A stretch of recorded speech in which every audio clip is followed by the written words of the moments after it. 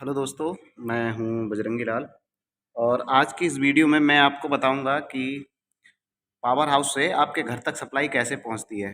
पहले इसमें one by one ये बता दूंगा मैं आपको कि जो 33/11 मतलब 33/11 के जो विद्युत सब स्टेशन होते हैं जहाँ पर मेरी पोस्टिंग है, यहाँ पर हमें विद्युत सप्लाई जो 33,000 प्राप्त होती है उसको हम 11 में कन्वर्ट करके आपके घर तक कैसे पहुँचाते हैं, उसका पूरा प्रोसेस कौन कौन सी मशीनें उसमें सहायक होती हैं, इसके बारे में पूरा प्रोसेस इस वीडियो के माध्यम से मैं आप तक पहुंचाने की कोशिश कर रहा हूं। तो चलिए शुरू करते हैं वीडियो। ये एच टाइप पोल देख रहे होंगे आप यहाँ पर।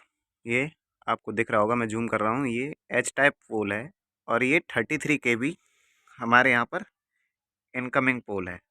ठीक, तो यहाँ से मेरे पावर हाउस में 33 kV की जो सप्लाई है, 33,000 वोल्ट की जो सप्लाई है वो यहाँ पर आ रही है। ठीक है, 33,000 की जो सप्लाई है 33 kV वो यहाँ पर आ रही है इस पोल के माध्यम से। ये आ रहा है काफ़ी दूर से, मतलब 132 सब स्टेशन या 200 के 220 kV की सब स्टेशन से आता है सप्लाई। ठीक है, अब वो मेरी जो सप्लाई है, मेरे यहाँ पर जो सप्लाई आती है वो आती है 132 kV सब स्टेशन से। वो हमको 132 के से डाउन करके 33 kV में स्टेप डाउन करके हमें देते हैं और हम इसको 33 kV से 11 kV में स्टेप डाउन कर कर आपके गांव गली मोहल्ला तक पहुंचाते हैं। तो ये जो सब मतलब ये जो पोल है ये 33 kV का मेरे सब स्टेशन के लिए इनकमिंग पोल है। ठीक, ये वाला पोल जो है, और यहाँ से फिर अंडरग्राउंड हो जाती है सप्लाई। ये एक केबल के माध्यम से आप देख पा रहे होंगे, ये जो केबल हैं इनसे अंडरग्राउंड हो जाती है। ठीक है, यहाँ पर दो केबल इसलिए लगाए जाते हैं कि किसी कारणवश यदि एक केबल में कुछ डिस्टरबेंस हो जाती है या एक केबल कहीं पर डैमेज हो जाता है तो तुरंत ही सप्लाई बाधित ना हो, तुरंत ही दूसरे केबल से हम टेप करके सप्लाई को चला दें। ठीक है, तो ये आप देख पा रहे होंगे यहाँ पर अंडरग्राउंड, और अंडरग्राउंड जाने के बाद फिर ये उसका दूसरी साइड से ही लिया गया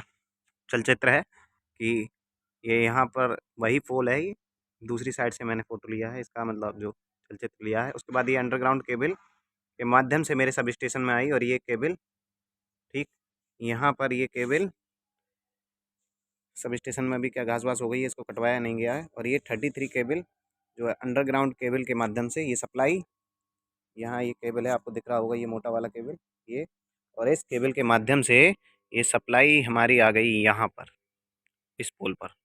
ठीक, इस पोल पर ये देख रहे होंगे आप, इस वाले पोल पर।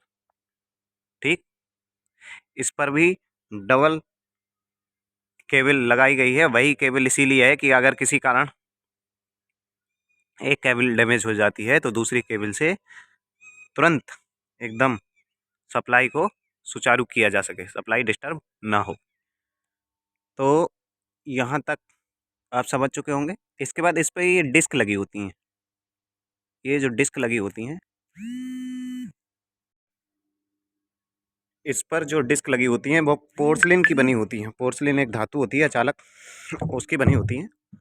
और उसके बाद डिस्क के बाद, ठीक, डिस्क के बाद जो सप्लाई आगे यहाँ पर ये पोस्ट इंसुलेटर लगे होते हैं। ये पोस्ट इंसुलेटर हैं। ठीक, पोस्ट इंसुलेटर लगे होते हैं और इन पोस्ट इंसुलेटर से सप्लाई इस वायर के माध्यम से हमारी आगे विद्युत उपकेंद्र के लिए जाती है। क्योंकि हमें 33 kV प्राप्त हुई है, हमारा प्रमुख उद्देश्य है कि इस सप्लाई को हम 11 kV मतलब 33,000 को 11,000 में बदल कर बदलें पहले। तो उसके लिए हम सबसे पहले क्या करते हैं कि पोस्ट इंसुलेटर पे आ गया ये वायर। ठीक है, पोस्ट इंसुलेटर के बाद, पोस्ट इंसुलेटर के बाद यहाँ पर ये, इसको बोलते हैं टीपीएम, टीपीएमओ, शॉर्ट भाषा में एसएसओ या फिर विद्युत उपकेंद्र में कार्य करने वाले कर्मचारी इसी को टीपीएम भी बोल देते हैं। तो भारतीयों को जो है शॉर्ट में बोलने की आदत है, इसीलिए उसका टीपीएम बोलते हैं, टीपीएमओ ना बोल के। लेकिन इसका पूरा रूप जो है, पूरा फुल फॉर्म जो है वो है TPMO, triple pole manually operated. Manually operated इसलिए है क्योंकि इसको हाथ से ऑपरेट करना होता है। देखिए इसका हैंडल यहाँ पर लगा है, ये मैं जूम कर देता हूँ, ये हैंडल है। कभी अगर हमको यार्ड में कुछ काम कराना हो या ये 33 केवी लाइन जो है कहीं बाधित हो जाए रास्ते में, ठीक है, तार टूट जाए या फिर इस पे पेड़ वगैरह कुछ टूट के गिर जाता है, तो उस पे काम कराते समय हम इसको खोल देते हैं। तो इसको खोलने से ये आइसोलेटर है, ये ऊपर जो है ये आइसोलेटर है, आप सिलेबस में पढ़ेंगे। अगर आईटीआई के स्टूडेंट है तब, पॉलिटेक्निक के स्टूडेंट है तब भी, और अगर स्टूडेंट नहीं है, आप जानकारी के लिए देख रहे हैं, तब ये आइसोलेटर है, ये एज ए स्विच काम करता है। स्विच को हम ऑन लोड पर काम कर सकते हैं, लेकिन ये क्या होता है, ये निर्भर पर, बिना लोड पर हम इसको प्रयोग में लेते हैं। ये है आइसोलेटर।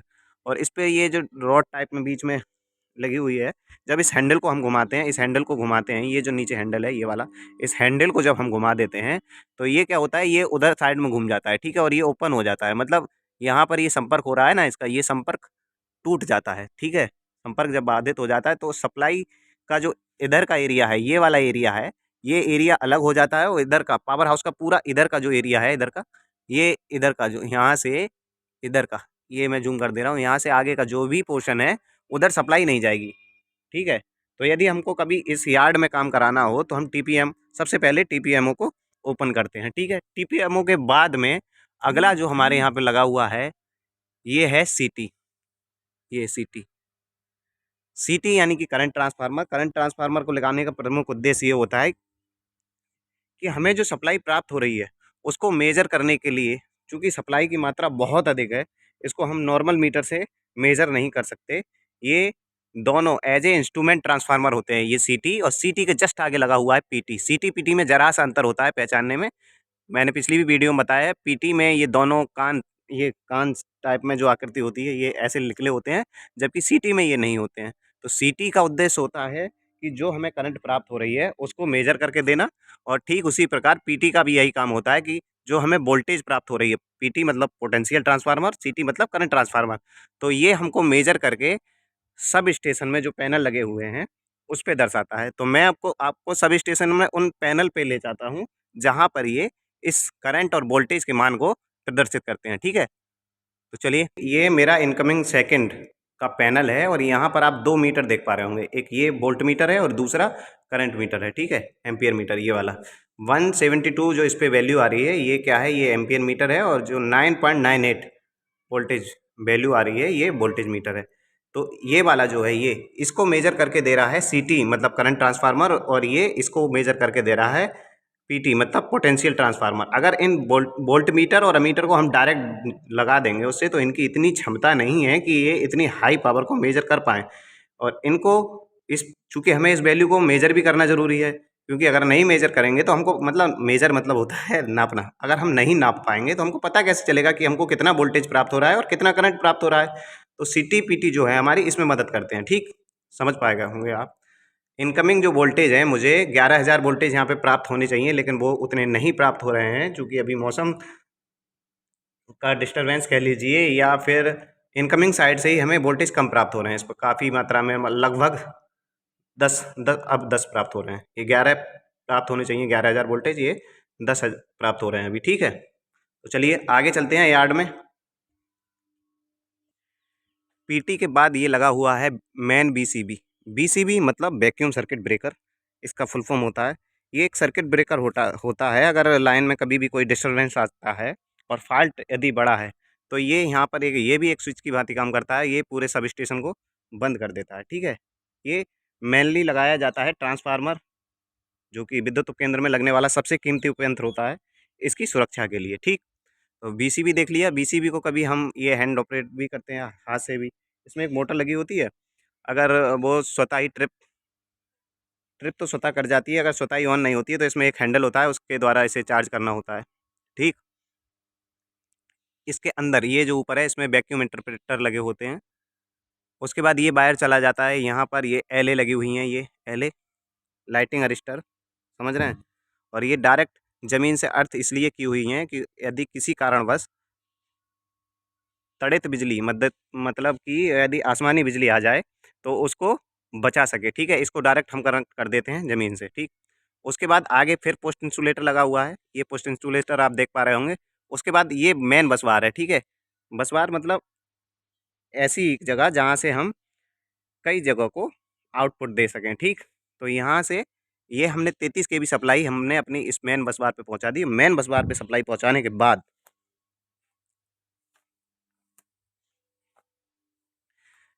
यहाँ से आप देख पा रहे होंगे कि 6 तार होंगे आगे।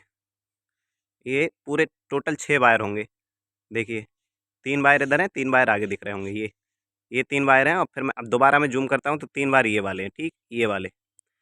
तो 3 वायर मतलब पीछे जो हैं वायर 3, ये ट्रांसफार्मर 1 के लिए हैं और अगले जो 3 वायर हैं वो ट्रांसफार्मर 2 के लिए हैं। अब उनका सेम प्रोसेस मैं फिर बताता हूँ। ट्रांसफार्मर पे सप्लाई जाने से पहले सबसे पहले सप्लाई पोस्ट इंसुलेटर लिए लगे हैं, इन पे लग जाएगी।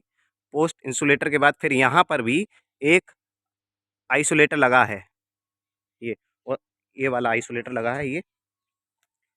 हैंडल देख पा रहे होंगे आप, हैंडल दिख रहा होगा, मैं ज़ूम कर देता हूँ। ये उसका हैंडल है, ठीक है?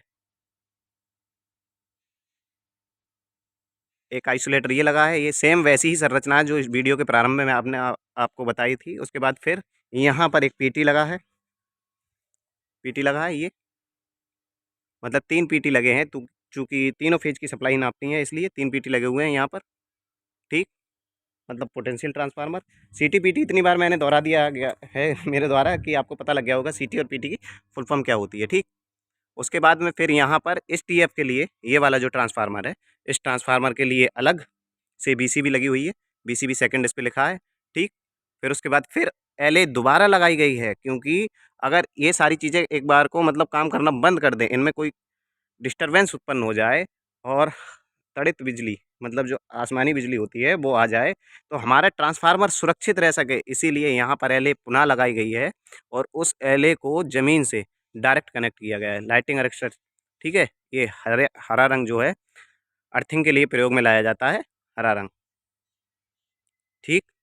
उसके बाद ट्रांसफार्मर को एक स्पेशल वीडियो में आपको बताऊँगा कि इसमें सारे कौन-कौन से पार्ट होते हैं, तो जनरली जान लीजिए अभी के लिए कि ये जो ट्रांसफार्मर है इसको हमने 33 केवी सप्लाई दे दी। अब इसका काम है इस 33 केवी सप्लाई को 11 केवी सप्लाई में बदलकर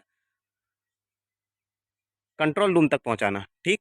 सेम प्रोसेस उधर का भी है, अगर आप कहेंगे कि उधर का आपने नहीं बताया, सेम प्रोसेस है, बिल्कुल सेम। बस यहाँ पर एक ट्रांसफार्मर का मैंने आपको बता दिया, दूसरा भी ट्रांसफार्मर है, उसमें भी जस्ट यही चीज़ें सारी लगी हुई हैं, ठीक? सिलिका जेल, आप कहेंगे सिलिका जेल तो आपने ख़राब लगा रखा है, सिलिका जेल हमारा ख़राब हो चुका है, इसको किसी दिन बदलवाया जाएगा। इधर ये कैपेसिटर बैंक लगी हुई है, कैपेसिटर बैंक ये। जब कभी वोल्टेज में फ्लक्चुएशन आता है, तो इस कैपेसिटर बैंक का यूज़ किया जाता है। जनरली ये गर्मियों के मौसम में किया जाता है, अभी इसका यूज़ नहीं किया जा रहा है, ठीक? विद्युत उपकेंद्र ऐसी जगह है जहाँ हमेशा खतरे की आशंका है। इसी को देखते हुए यहाँ पर जो है आग लगने की आशंका अधिक रहती है, इसीलिए यहाँ आग को बचाने के लिए, ठीक है? और चूँकि विद्युतीय उपकरणों में लगने वाली आग को हम पानी के द्वारा नहीं बुझा सकते, इसीलिए यहाँ पर रेत से भरी हुई बाल्टियाँ हमेशा टंगी रहती हैं, ठीक? एक सेट ये है और एक सेट उधर भी है, ठीक है? चलिए आगे जानते हैं। ट्रांसफार्मर की आउटगोइंग से भी ये देख रहे हैं आप 2 केबल निकली हुई हैं, क्योंकि एक केबल में अगर भी कोई डिस्टरबेंस होता है या वो डैमेज हो जाती है, दुर्घटनाग्रस्त हो जाती है, कुछ भी हो जाता है, तो आपके घर पर जो सप्लाई पहुँचने वाली है वो बाधित ना हो, इसी कारण हम 2 केबलों का हमेशा प्रयोग करते हैं कि तुरंत ही दूसरी केबल से सप्लाई आप तक पहुँचाई जाए और जो केबल ख़राब हो गया है उसको सँभाला जाए, ठीक है? ट्रांसफार्मर के ऊपर ये बहुत बड़ी आकृति में कंजर्वेटर टैंक होता है, ये इसके अंदर जो तेल होता है उसको प्रचार नहीं, प्रसार और संकुचन के लिए क्या करता है, जगह प्रोवाइड करता है। बुखोज रिले भी लगी होती है इसमें ट्रांसफार्मर में। एक्चुअली में मेरा मन है कि एक दिन मैं ट्रांसफार्मर की अलग स्पेशल वीडियो बनाऊँ। उसमें ट्रांसफार्मर के जो बाहरी भाग हैं, चूँकि अंदर तो इसमें नहीं जा सकता मैं, बाहरी भाग जितने भी हैं ना, वो सारे वन बाय वन डिटेल में बताऊँ। बुखोज रिले जो है आपने कई बार देखी होगी और अगर आप आईटीआई स्टूडेंट हैं तो आपने पढ़ी भी होगी, तो मैं दिखा देता हूँ बुखोज रिले कहाँ पे है। देखो ये कंजर्वेटर टैंक है और कंजर्वेटर टैंक के जस्ट नीचे ये लगी हुई है बुकोज रिले। ये देखिए, ये ये है कुछ बुकोज रिले जो, ये मेरी उंगली अगर सही जा रही है तो प्रयास में हूँ मैं कि उंगली से इसको दर्शा सकूँ। ये मेरी उंगली यहाँ पे है, यही यही है बुकोज रिले, ये जस्ट ये आप देख पा रहे होंगे, ये है बुकोज रिले। इसकी संरचना आप देख लीजिए। लगा हुआ कहाँ होता है, कई बार एग्जाम में ये पूछा जाता है, तो ये लगा होता है कंजर्वेटर टैंक और मेन टैंक के बीच में, ठीक है। कंजर्वेटर टैंक ये है हमारा और मेन टैंक ये है। मेन टैंक और कंजर्वेटर टैंक के बीच में ये लगी होती है, ठीक। अब हम सब स्टेशन में चलते हैं। सब स्टेशन में सप्लाई आने के बाद इनकमिंग फीडर है ये। इस आउटगोइंग फीडर, ये जो मेरा इनकमिंग फीडर है, इस इनकमिंग फीडर से आउटगोइंग फीडर कई सारे जुड़े होंगे। चूंकि यहाँ पर 2 ही फीडर हैं तो दोनों फीडरों के बारे में मैं बता देता हूँ। देखिए, इस इनकमिंग सेकंड फीडर से मेरे 2 फीडर जुड़े हुए हैं। एक फीडर नंबर ये है आउटगोइंग फर्स्ट, ठीक है। इस पे लोड आ रहा है 8.9 एम्पियर में, ठीक है। और फीडर नंबर सेकंड ये है। ये दोनों इस इनकमिंग से जुड़े हुए हैं। अगर मैं इसको बंद करूँगा, देखिए, अगर मैं इसको बंद करूँगा, ये ट्रिप कर दिया इधर, ठीक। तो देखिए, यहाँ पर इनकमिंग वोल्टेज तो शो होगा, ठीक है। लेकिन लोड अब नहीं आ रहा है क्योंकि मैंने दोनों आउटगोइंग बंद कर दिए इसी इनकमिंग के द्वारा। देखो, इन पे लोड आना स्वतः ही बंद हो गया होगा। 0 0 हो गया फर्स्ट पे भी और सेकंड पे भी, देखिए, ठीक। अब मैं इसे यहाँ से लगाऊंगा तो दोनों पे लोड आना शुरू हो जाएगा। ये ऑन, ठीक है। और दोनों पे देखो लोड भी आ गया, इसका लोड और इसका लोड। जब इन दोनों को सम करेंगे तो उसके इसके लोड के बराबर लोड होगा। देखिए, 74, इसका लोड जो शो हो रहा है वह है 75 प्लस 80, ठीक है। दोनों मिला के 156 होता है। देखिए, 157।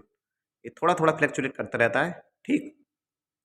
तो जब आपके गांव से कहीं फ़ोन लाइनमैन करते हैं या कोई करता है कि सप्लाई आ गई या सप्लाई चली गई, तो ये सप्लाई जो आना जाना सिर्फ यहीं से रहता है। ये जो हैंडल है, ये आपके क्षेत्र की सप्लाई को कंट्रोल करता है। आना जाना बंद करना सब यही। देखो, अगर मैं इसको इधर घुमा दूंगा तो ये फीडर बंद हो जाएगा। देखो, फीडर बंद, फीडर बंद। यहाँ पर लोड 0, यानी कि ये इस फीडर से जुड़ा हुआ जितना भी क्षेत्र होगा उस क्षेत्र में सप्लाई अभी नहीं पहुँच रही होगी। और जैसे ही मैं इस फीडर को ऑन करूँगा, हाँ, अब सप्लाई इस क्षेत्र में पहुंच रही है, ठीक।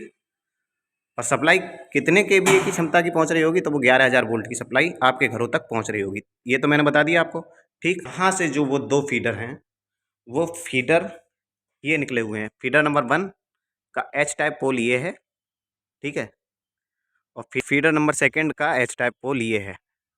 सब स्टेशन से अंडरग्राउंड केबल इसके माध्यम से जा रही है यहाँ तक, और फिर अंडरग्राउंड केबल सिरोपरी लाइन में बदलकर आपके घर, आपकी गली और आपके मोहल्ले और आपके गांव तक हम 11,000 केवी की जो सप्लाई है वो पहुंचा देते हैं। फिर आपके गांव, गली, मोहल्ले के आउट गोइंग, मतलब बाहर जो लगे हुए होते हैं ट्रांसफार्मर, वो उनकी जनरली क्षमता कितनी होती है, वो 11 केवी को, 11,000 वोल्ट को 440 में बदल कर दे देते हैं आपको। 440, 415, ठीक है।